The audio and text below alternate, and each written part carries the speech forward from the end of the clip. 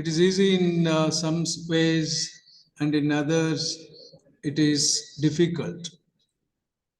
The easiest part about it is that it is spacious routine. A teacher's job is a spacious routine. I hope you understand by what I mean by spacious routine. Businessmen or professional people are on duty 48 or 50 weeks a year, every year. That is their routine. 48 or 50 weeks they work, businessmen and professional people. Leisure is one of the three greatest rewards of being a teacher. That's the reason why I called it a spacious routine. A teacher's routine is a spacious routine, and leisure is one of the three greatest rewards of being a teacher. It is unfortunately the privilege which teachers most often misuse. Maybe there are exceptions, but by and large, we never realize that leisure is the greatest gift a teacher can enjoy. And the earlier we realize it, the better it is for us, because we have to put leisure to good use, extraordinary use, and then the results will be there for all to see. So this is the first reward. Leisure is the first reward as far as a teacher is concerned. What is the second reward?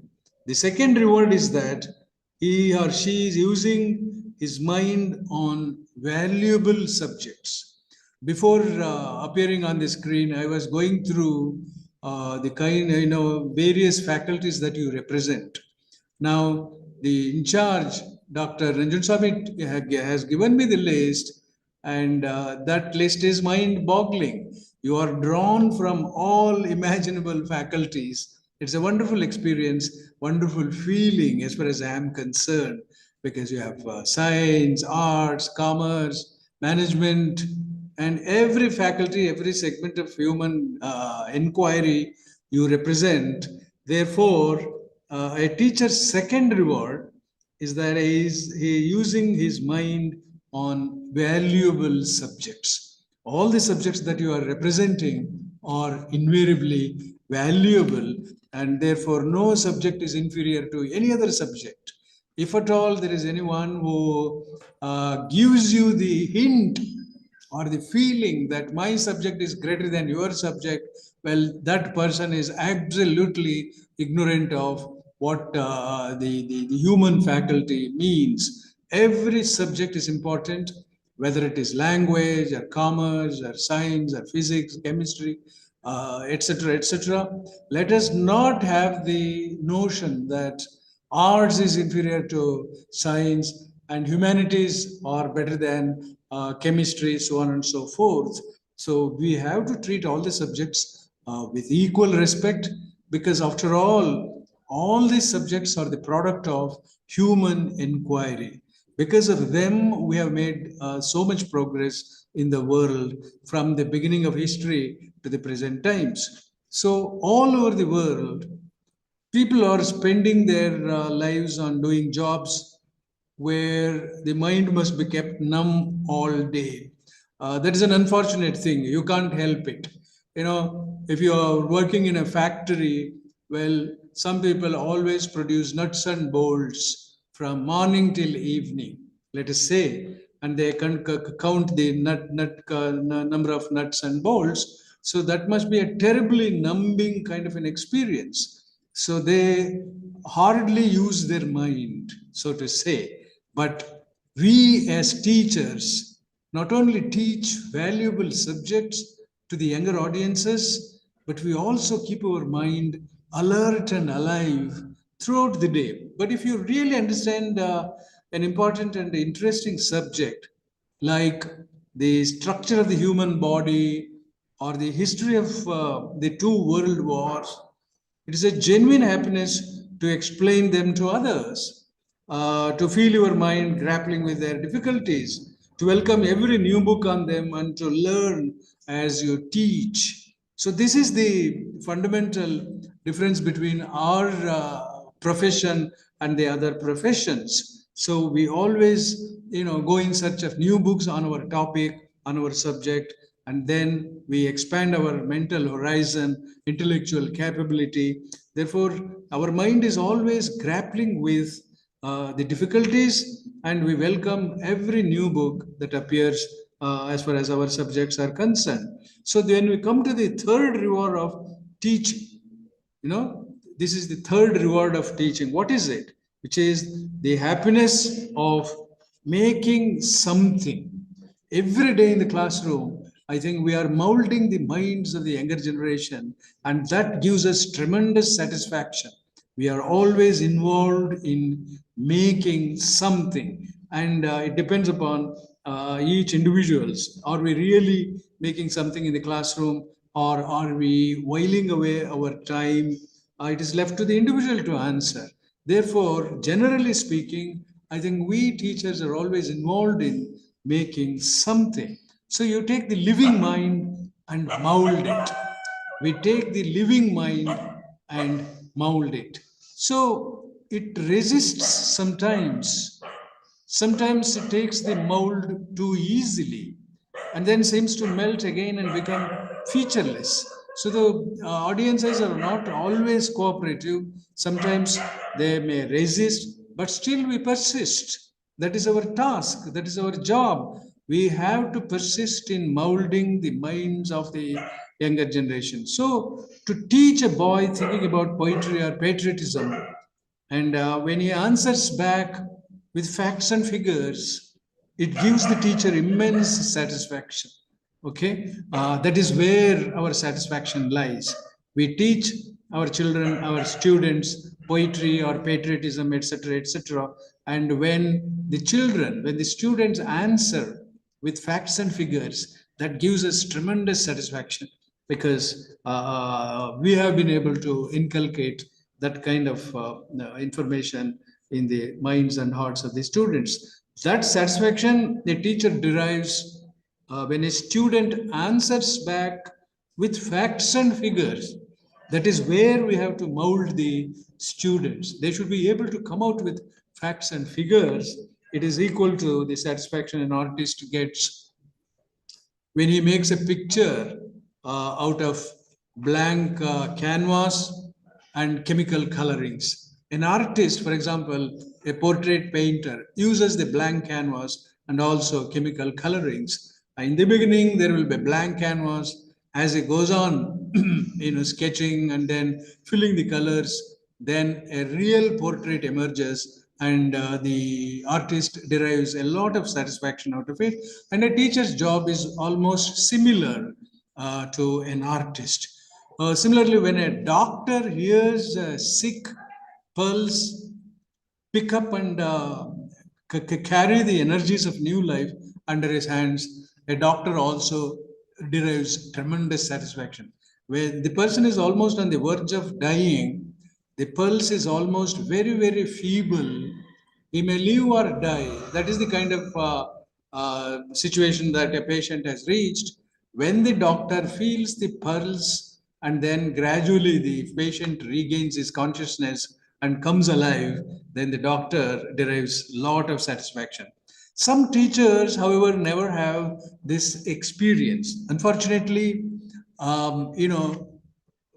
we teachers do not realize that we are creating wonderful human beings through our teaching. That is the most unfortunate part.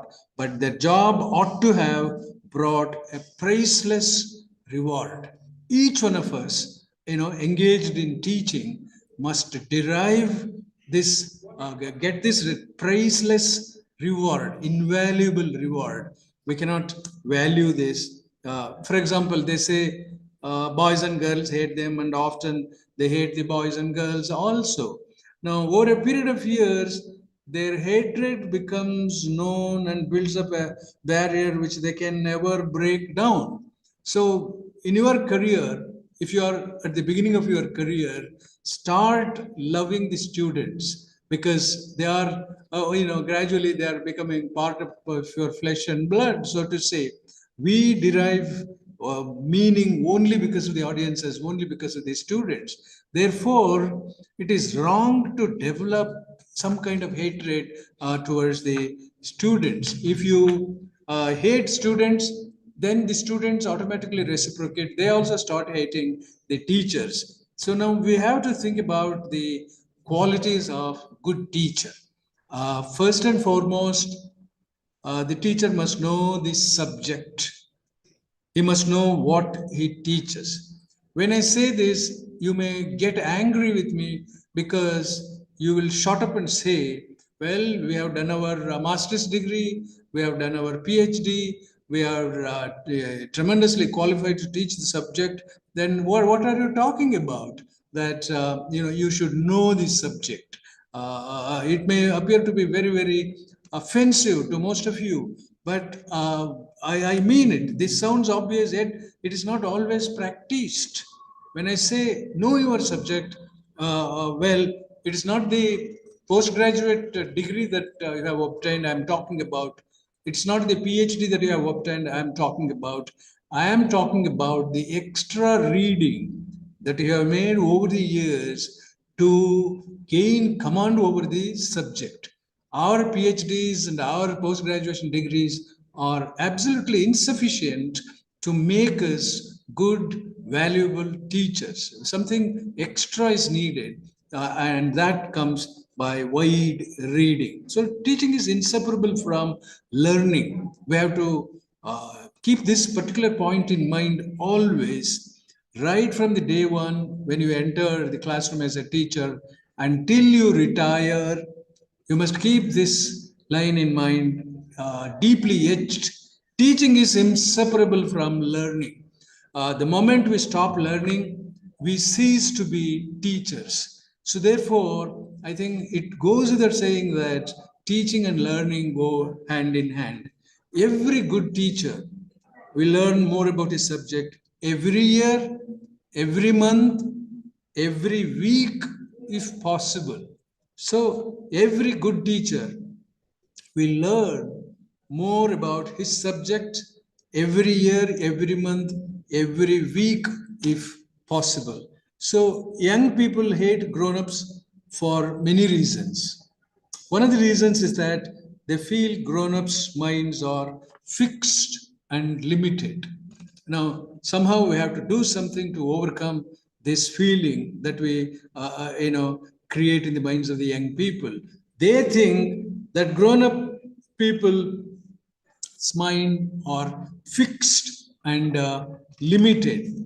The young people admire a person or a man or a woman, let us say, who is alive, sensitive, energetic, and zestful.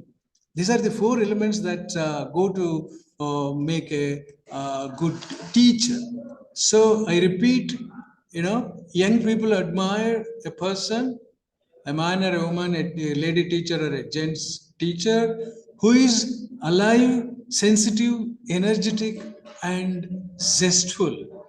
Because the young people are always alive, sensitive, energetic, and zestful. Therefore, they like teachers who reciprocate, who reflect these qualities. It's true that we cannot all be fountains of energy throughout every day. That is humanly impossible to be fountains of energy. But we as teachers ought to be keen on our own subjects. I have already referred to this particular aspect a little while ago, that we need to know our subject thoroughly. So there is a story connected with a great Italian conductor of music called Toscanini. Toscanini is the name of the great Italian conductor of music, and the story refers to his first violinist. There are in an orchestra. Remember, there are so many violinists: first violinist, second violinist, third violinist, so on and so forth. Any number of violinists are there in the orchestra. Therefore, there is an encounter between this conductor Toscanini and his first violinist. As Toscanini proceeds, the violinist made awful grimaces as if he were in great pain. So the first violinist is almost, making grimaces, face as if he's in great pain. Toscanini becomes worried because he's the conductor and he wants every musician to be in order. Everyone should feel happy. Everyone should participate in the orchestra. Therefore, he approaches this gentleman, first violinist, and asks, "What is the problem? Are you suffering from any indisposition? What is your problem?" He asks. And then finally, the violinist answers Toscanini and says, "Toscanini, to be frank, I hate music." To be frank, my dear Toscanini, I hate music. What does this story tell us? Now, this violinist is supposed to be a musician, supposed to have put in a number of years to learn the art of music, and now the orchestra is about to begin, the conductor is ready, and he's somehow not paying attention to what is going on. Therefore, the conductor approaches him and asks, "What is your problem?" And then this violinist says, "Well, to be frank, I hate music." Now, it is terribly important for a teacher to love his job, just like you expect the musician to love his violin or tabla, harmonium, or guitar, or whatever, sitar, or flute. So many things are instruments are involved in an orchestra. Therefore, you automatically expect each and every musician to be alert and do justice to his job. Therefore, because he has to awaken young minds to a valuable subject. It is the job of the teacher to like his subject because he has to awaken young minds to a valuable subject. He has to communicate to his pupils by every gesture and by every intonation of his voice that he thinks that his subject is worthwhile. If you are teaching commerce, for example, or physics, chemistry, political science, sociology, whatever the subject may be, you have to, with the help of your intonation of your voice, with your gesture, make known to the young audience that you really love your subject. That means the good teacher must know the subject and he must continue to learn it. So I'm repeating endlessly, any number of times, that we should continue to learn new subjects. Add content to our subject we already know. We must continue to learn, continue to learn. The second essential is that he must like it. If you are teaching physics, you should like and love your subject. If you are teaching political science, then also it goes without saying that you should love this subject. Only then you can deliver the goods properly. Therefore, if, take for example, if a history teacher does not like the saga of Middle Ages, how does it look? The saga, the story of the Middle Ages, if the history teacher does not like, then how is he going to convince the audience? How astonished you would be if your doctor told you that he never read the medical journals. If your family doctor or a doctor that you approach day in and day out for your illnesses, if he tells you that I'm not in the habit of reading medical journals, you would be shocked to consult a doctor who does not keep pace with the changing times. So many investigations are taking place in the field of medicine. So many new researchers are coming up, and new diseases are tackled by new remedies. So, therefore, if the doctor says, "I don't read journals," you will certainly stop going to such a doctor because the doctor is not updating his knowledge in the field. Therefore, he may prescribe a wrong medicine. Therefore, it is very dangerous to go to a doctor who is lazy, and who is half informed or uninformed. So the reason why the youngsters reject the elders is that the elder's mind is fixed and not flexible. Now, if you are using the same old notes that you used 5 years ago, 10 years ago, and you are still using the same notes in the classroom, well, the students will automatically understand that you have not updated your knowledge in the on the subject. Therefore, the notion that they get as far as the seniors or elders is concerned, that the elder's mind is fixed and not flexible. Flexibility is very, very important.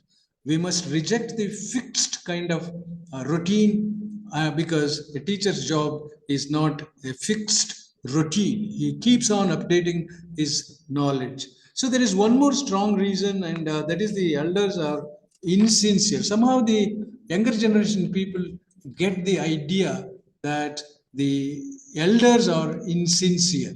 They are not sincere, or they are insincere. Some teachers become jack of all trades, failing to concentrate on a particular field. You know the proverb, jack of all trades and master of none. So on reaching the mark of 40 years, they will become aware that they never try to understand their solid interest. Now, each and every teacher, irrespective of the subject, must recognize the solid interest in his field. By the time you reach the age of 40 years, if you are not sure of this solid interest, then I think it is almost a waste of time. Therefore, you have not written a noteworthy book, and not achieved fame, or not clear and sure of what you are going to do in future. So that is the terrible thing to happen. By the time you reach the age of 40, you should realize what your solid interest is. And you should, if you are a writer, you should write one of the good books that your mastery of the subject commands by the age of 40 or 45. Then the future becomes brighter. So they did not choose their field. They did not, in fact, plan their career.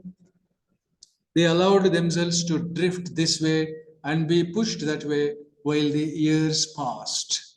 Many teachers, just simply go through the routine of their life, and they do not realize the goal. They have not set, first of all, the goal in the first place, and therefore they are drifting away, whiling away their time. So time simply passes, and then when you look back, you will not have anything solid to show to the world or to your colleagues. Some of the finest scholars in history have made this mistake. See, they were great men and superb students, because as students, it is customary on their part to boast of their first rank, first, second rank, so on and so forth. In my master's degree, I obtained the first rank. They say, after 10 years or 20 years of teaching, if you ask them, then what did you do with your rank? They simply drift away, and they have nothing to show, nothing worthwhile to show to the world or to their colleagues or to their, profession. Therefore, many very intelligent and bright people as students, rank holders, some of them have not produced any work of substance at all. So they were great men and superb students, but they gave the world much less than they could and should have given it. Everyone expected, oh, this guy has got the first rank in physics or political science or psychology. They expect automatically that as his career progresses, he would come out with something extraordinary. But he belied all those hopes by not contributing anything, by simply following the normal routine that his profession demands. So how often you have heard it said that X might have written a fine book. You say, oh, that boy, that gentleman could have written a wonderful book. That lady was so bright, she could have and should have written a book by the time she reached 35 or 40. We say something that their very first book should be a masterpiece, and they are going to write like that. This is also another possibility, that since they are very bright, they were very bright as students, they think that they should come out with a masterpiece, and the first book that they are writing must be accepted by one and all without universally. That is the expectation. But there is absolutely no reason why your first book should be a masterpiece. Not always, people write first book as their masterpiece.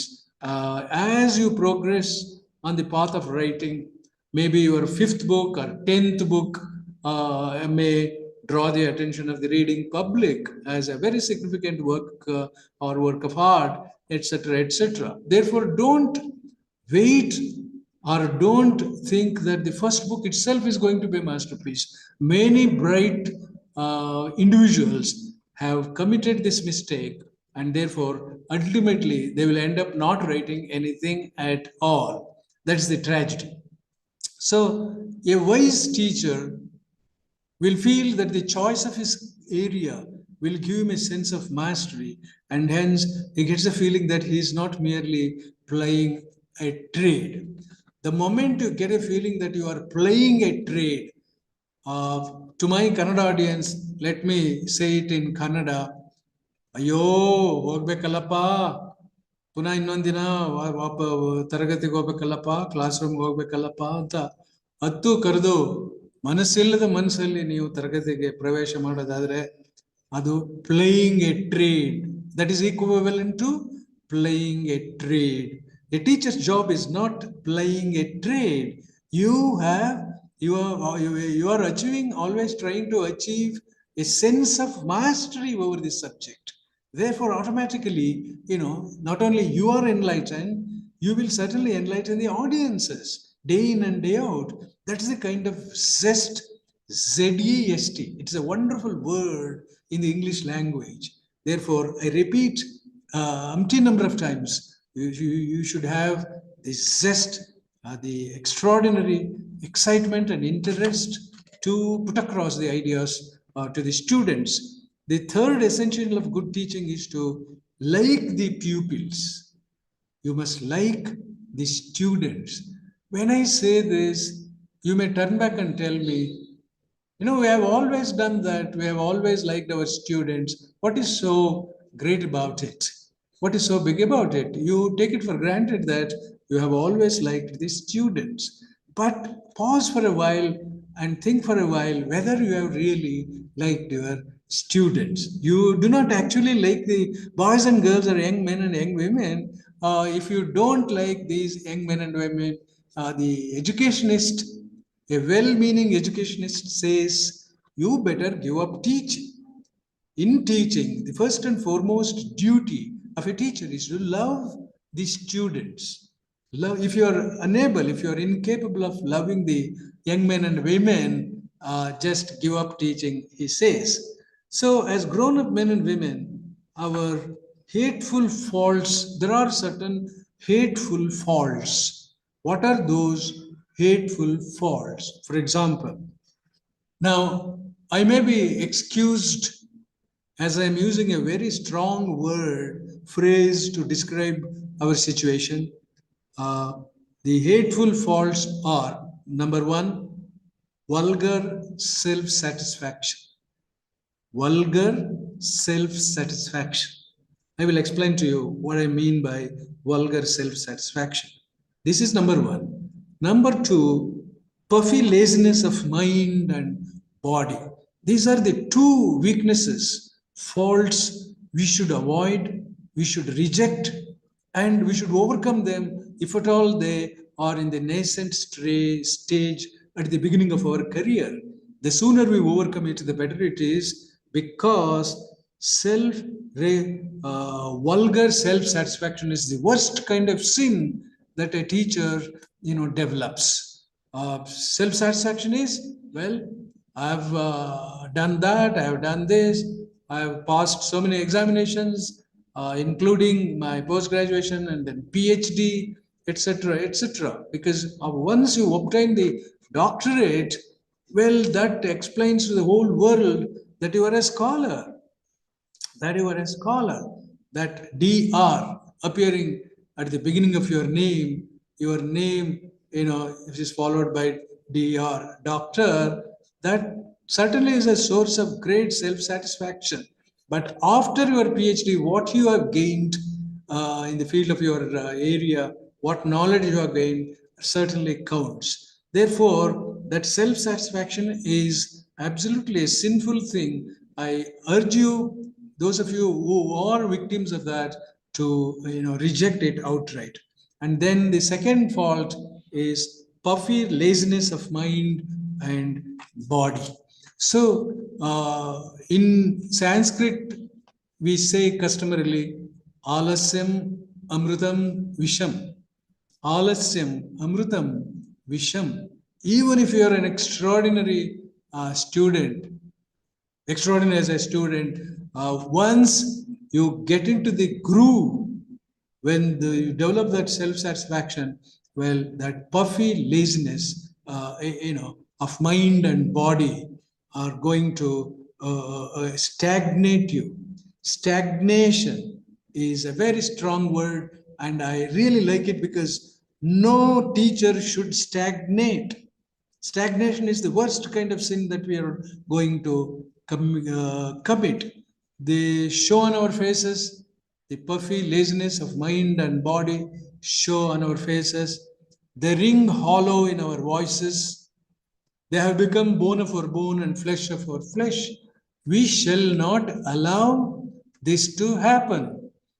We shall not allow laziness to enter into our bone, enter into our flesh, enter into our body, enter into our soul. So, therefore, we must cultivate the vigilance to avoid all these extreme weaknesses. We must like our students, and when they are in groups, this is another important aspect that most of us fail to cultivate. We as teachers must really like the boys and girls, the students, when they are in groups. Okay, it's a separate matter to like them when they come to you, approach you individually, one by one, etc., etc., in twos and threes, in pairs. They meet you in your private chambers. That's a separate thing. But you should cultivate the habit of liking those students when they are in groups. That is another demand. So, because we are aware that in the world, the number of students is more than the number of teachers.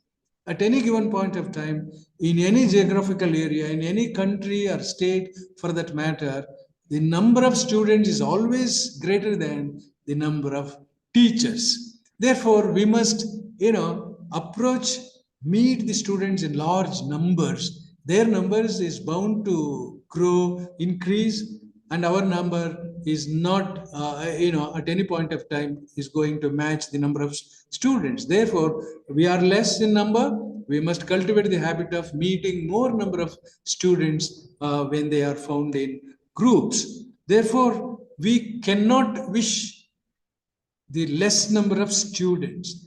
The number of students is going to grow exponentially, geometrically.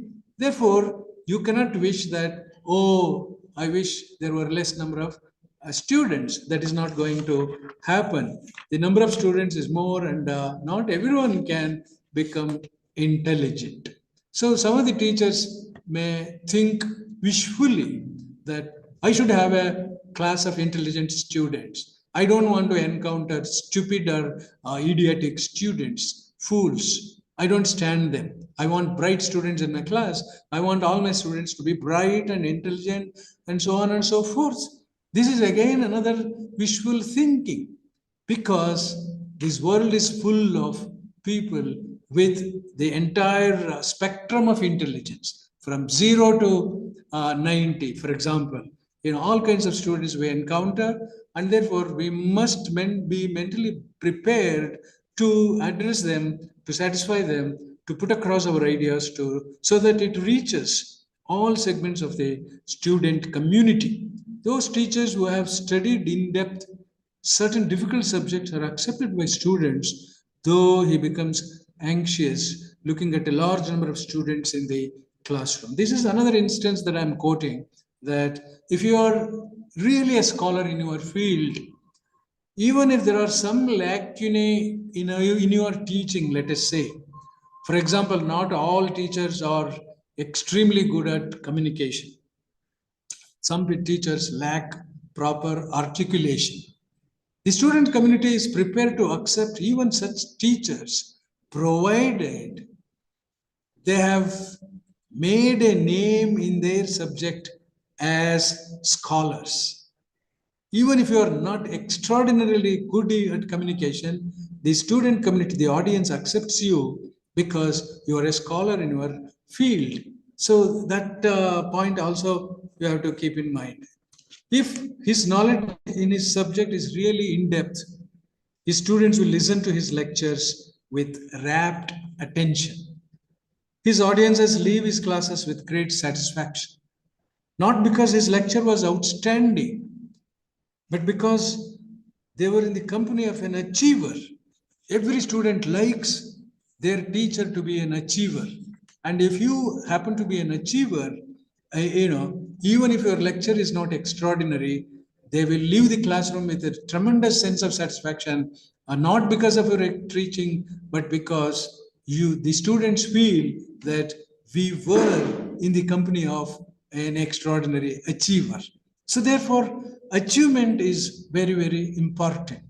Whatever your subject may be, try to achieve mastery over a subject so that the student community accepts you wholeheartedly and with great. Many famous universities have such scholars. Incomplete ideas are filled, etc. etc.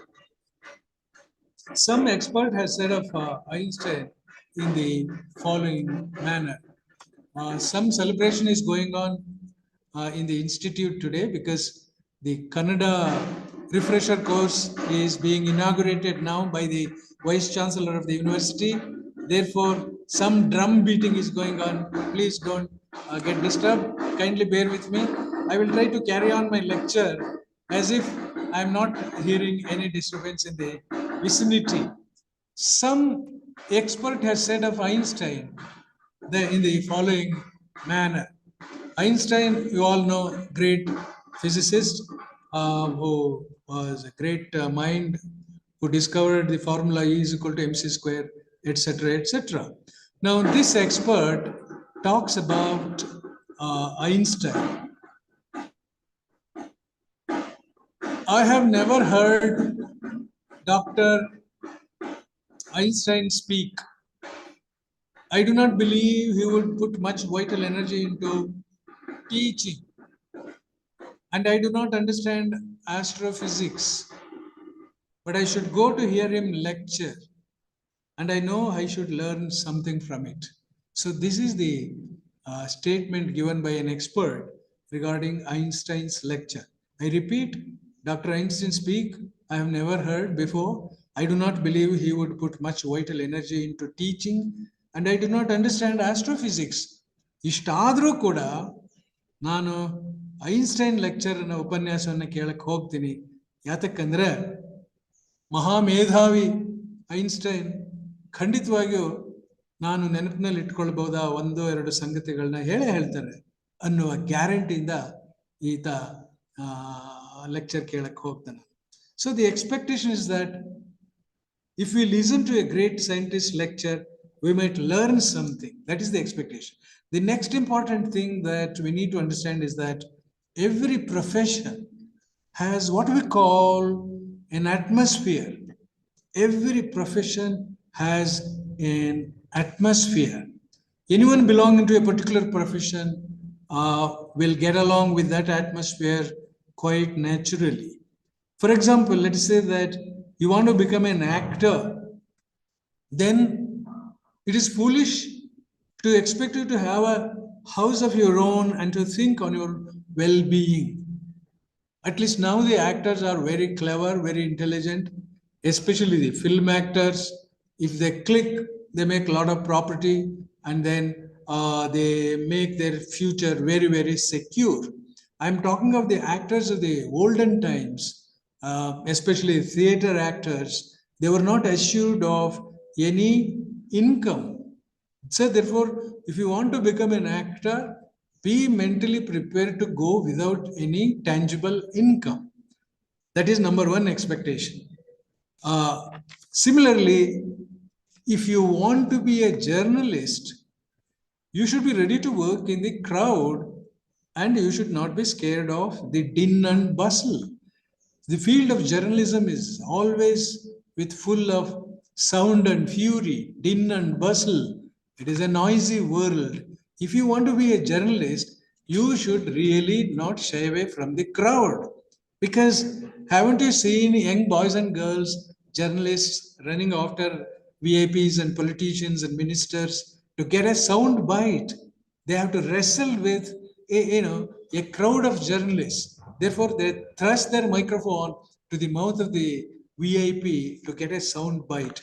So, if you are a shy person, you cannot join the field of journalism.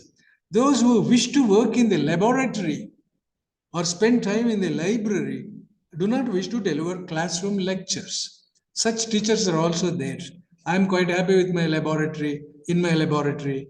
I'm quite happy reading in the library. If you say, then automatically you won't relish classroom teaching. There may be exception to this rule. Some people may love to read in the library and also come and teach in the classroom, but their number is very less. Therefore, you must armor yourself against the energies of the young. So, when I am addressing you this morning about being a very effective teacher, well, you have to arm yourselves against the energies of the young. Your audience every year becomes younger and younger. You get older and older. Therefore, you have to make a conscious effort to lift your energy. So you must always feel what the orator feels when he addresses an audience, partly friendly, partly docile, and senses after a little that they are with him. So after some time, the audience will automatically be with you. In the initial stages, maybe you get a feeling that they are resisting, but once you start putting across the ideas, they will be with you. Such a man is borne upwards and swept up onwards by the energy which flows into him from outside. We as teachers derive a lot of energy from our students, from our audiences. So once we start delivering the goods properly, they will give us their energy so that we can continue. That I think all of us as teachers have experienced. So the good teacher feels that same flow of energy is constantly supplied by the young. So if we can canalize it, he will never be tired, at least not while he is teaching. Therefore, many of the school teachers eagerly and desperately await the bell to ring. Such a situation should not happen to the college teachers, the lecturers, or the professors, as we call ourselves nowadays. So we have to. The teachers in the schools and universities must think more, see more, and understand more. Please realize this. We as teachers must think more, see more, and understand more than average man and woman of the society in which we live. Average man and woman of our society, they are not expected to think more, see more, and understand more. We as teachers have this great responsibility. We have to think more than what ordinary people think. We have to see and understand things in a very comprehensive way, etc., etc. We must know more about the world, have wider interests, keep a more active enthusiasm for the problem of the mind and the inexhaustible pleasures of art, inexhaustible pleasures of art, and then we must keep our mind always alert. So they must spend the whole of their career widening the horizons of their spirit. Most people, as we stop growing between 30 and 40, predominantly, I think you are all in the range of 30 or 40 years. Therefore, educationists have found out through research that most of the people in their 30 and 40 stop growing. That means mentally, intellectually, we stop growing, and then if the tendency is to settle down, or in other words, we reach stagnation. I used this word a little while ago. Now I repeat it. By the time most of us reach 30 or 40 years of our age, most of us stagnate. We reach stagnation. That is the curse. We cannot settle down. We cannot settle down. We cannot stagnate. A teacher's job is to understand a large and important area of the world's activity and achievement and making it viable for the young. So, a teacher has two special functions that make him different from other professional people. What are those two special functions? Number one, the first of these is to make a bridge between the university and the world. That is our special function. We have to become the bridge between the university and the world. If the young think that they are shut up in classrooms and taught such skills as trigonometry while the real world hums and clatters and shouts beyond the windows, teaching has no value if the students think that a classroom is a cleverly built prison.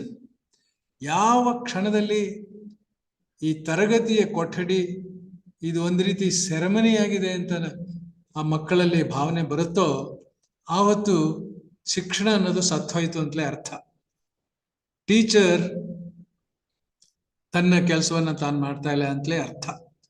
Teaching has no value if the students think that a classroom is a cleverly built prison in which they are prisoners till the bell rings. We must show to them how trigonometry is relevant to them. To put it simply, a teacher must always be relevant. Adanne nanu helakortirodu. A teacher must always be relevant. Many a times students learn the difficult subjects. The reason for that is the vitality and the energy of the teacher. How to obtain this vitality and energy, as far as a teacher is concerned, is left to each one of us. We must find out how we can energize ourselves and how we can achieve vitality. Students should feel that the teacher has a lively interest in the contemporary world. Even when you are teaching a dry subject, you must make the students feel that you are not unaware of the contemporary world. You are fully aware of the contemporary world. The students must get that idea. For example, when a tabla wizard like Zakir Hussain departs from the world, and if a literature teacher cannot speak a few words on the musician, then the knowledge of literature becomes utterly useless. This applies to the literature teachers at least. If a psychology teacher explains the nuances of a tabla playing, as far as Zakir Hussain is concerned, it's most welcome. But if a literature teacher fails to, speak a few words on the master, on the maestro, Zakir Hussain, the tabla player, then I think it's of no use. That means there are any number of extraordinary musicians. Recently, we lost a great poet in Kannada, H.S. Venkatesh Murthy, one of the finest lyrical poets that we have ever produced. Came out with so many volumes of poetry. He worked in the field of film, cinema also, etc., etc. So therefore, if a teacher of literature cannot speak a few words on Dr. H.S. Venkatesh Murthy's contribution as a lyrical poet, then what is the use of being a literature teacher? So therefore, we must always keep on learning. We must always keep our eyes and ears wide open. That's the reason why I said we should think more, we should see more, and we should understand more. So I have another 5 minutes to go before I let you participate in the interaction for 15 minutes from 11 to 11:15, because a mind which turns towards books knows no fatigue. This is what we call using the mind for its proper purpose. All of us, teachers, must employ our mind for what I call the proper purpose. What is the proper purpose? The proper purpose for us teachers is to read more, understand more, reading more. Instead of yoking the mind for the proper purpose, if the mind is employed in light reading, the mind gets into that groove and becomes inert when it ought to grapple with weighty things. So, if you start watching dharavahis, television dharavahis or serials day in and day out, the mind becomes absolutely inert. When you expect your mind to apply itself to understand weighty things, it becomes completely incapable. Therefore, we have to. I am giving you an analogy. Analogy is, if you drink gruel over a period of 1 month, ಗಂಜಿ ಅಂತ ಹೇಳ್ತೀವಲ್ಲ ಕನ್ನಡದಲ್ಲಿ, 1 ತಿಂಗಳು ಬರೀ ಗಂಜಿನೇ ನೀವು ಕುಡಿದು ಅಭ್ಯಾಸ ಮಾಡಿಕೊಂಡ್ರೆ 30 ದಿನ, 31ನೇ ದಿನಕ್ಕೆ ನಿಮ್ಗೆ ರಾಗಿ ಮುದ್ದೆ ಕೊಟ್ರೆ ಊಟ ಮಾಡೋದು ಕಷ್ಟ, ತುಂಬಾ ಕಷ್ಟ ಆಗುತ್ತೆ. 1 ತಿಂಗಳು ಪೂರ್ತಿ ನೀವು ಗಂಜಿ ಕುಡಿದ್ಬಿಟ್ಟು ನೆಕ್ಸ್ಟ್ ಡೇ ನಿಮಗೆ ಹಾರ್ಡ್ ರಾಗಿ ಮುದ್ದೆ ತಿನ್ನಿ ಅಂತ ಹೇಳಿದ್ರೆ ಕಷ್ಟ ಆಗುತ್ತೆ. ಮೈಂಡು ಅದೇ ತರ. We should always keep our mind for the weighty things, for serious thinking. And otherwise if we allow our mind to wander and be satisfied with ordinary things, then we certainly become incapable. Now, towards the end of my talk, I just want to draw your attention to the importance of communication.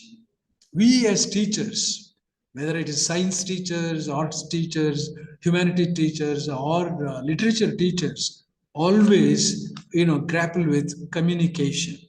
Now, I have heard people of science, mathematics, physics, chemistry, biology, botany, so on and so forth, telling me that we don't have to employ language in a flowery way as you literature people do. I agree to some extent. I agree that we as literature teachers use figurative language, colorful language sometimes. I certainly agree. But all of us, irrespective of our subject, require articulation, require good communication. Therefore, teaching depends upon communication absolutely. For in lecturing, the simple most important quality is delivery. Delivery depends on the voice and on gestures. So the voice must be clear, and some teachers deliver their lectures with a feeble voice. Some speak very fast, some speak very slowly.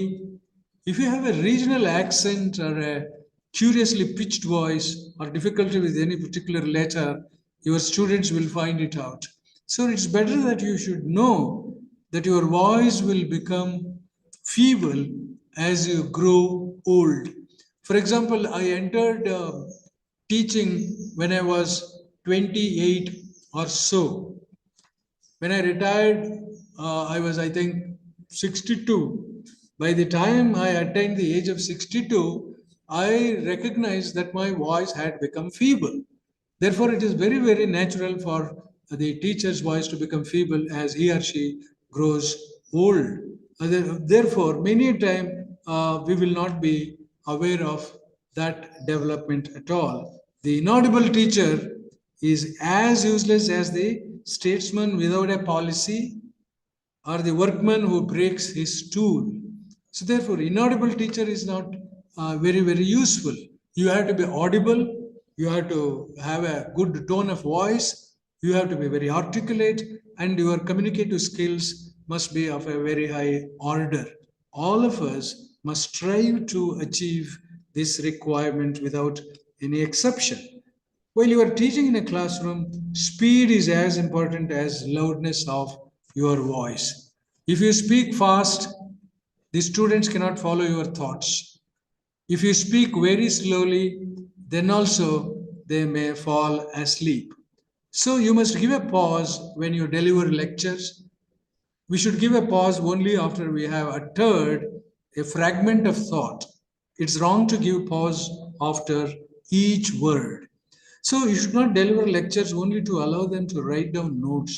It's enough if they pay attention to taking down important points.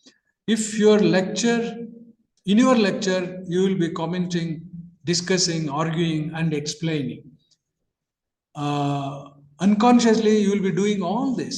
In your lecture, you will be commenting, discussing, arguing, and explaining. You are going to do all this. That means a lecturer is expected to put plenty of variety into his voice.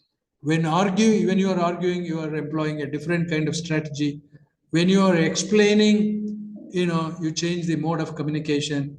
Same is the case when you are commenting or arguing. So that's why good lecturing is so difficult and why bad lecturing is so common. No one finds it interesting to listen to a lecture delivered with the same monotony. Expressiveness. Expressiveness in speech is very natural. Repression or dullness in speech are artificial. You should never be dull. You should never repress your voice. Expressive. Always try to attain expressiveness. So I have to say a word about the institutions which have a long established tradition. If you are working in an institution which has long established tradition, to that extent you are fortunate and you are lucky. If you are working in a new college where you have to start the tradition, your responsibility is more. What is the advantage of working in long established institutions? It is a triumph of organization, and it has usually produced a number of distinguished contributors to the order which lies beneath the human affairs. If you are working in a long established institution, well, any number of distinguished people have passed through the corridors of that institution, and therefore, in a way, you are in an advantageous position. In another sense, you have to, continue that great tradition, continue that legacy. That responsibility also is there on your shoulders. One of the chief purposes of education is to keep the number of dead souls and wasted material down. Tradition teaches responsibility, that society has no future where the individuals only focus their attention on safeguarding their own interest. So that society, that college, that university, that institution has no future where the individuals, I'm talking of the teaching faculty now, the professors, the teachers, always, if you are indulging in safeguarding or furthering your own interests at the cost of the institution, then you are going to be a burden to the institution, and eventually we are all going to be burden to the society. So we need men and women who will actually find their career in helping their fellow human beings, in shaping and directing the organizations through whose help we all live better. We have to bring good name to the institution, the organization, the university, the college, and all of us must strive towards that. So a complete character means the will and ability to serve society. So an institution which fails to teach social responsibility is an institution that has forgotten the obligation. Now, I think I will have to stop because the drum beating has commenced. The Kannada refresher course is about to begin, being inaugurated by the Vice Chancellor of our university.